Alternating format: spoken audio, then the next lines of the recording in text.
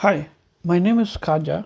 I have over 20 years of software development experience in with various clients, and I have worked in software development, testing, cloud computing, artificial intelligence. And I'm basically an IT consultant, and this course is about cloud computing.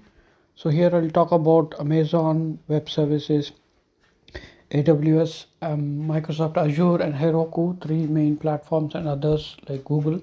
So here I'll teach you about the basics so that it's easy to understand with the concepts, and anyone, if you're a beginner in IT or computer science or a student or a professional who wants to switch career to cloud computing, this is the best course. So go on, have a look at the course, and have also suggested a small project. Do as far as possible, and if you have any questions you can contact me. It's just like a small website development and how you host it on any cloud computing platform like AWS, Azure, or Heroku. Heroku is the easiest one. And any questions you can contact me.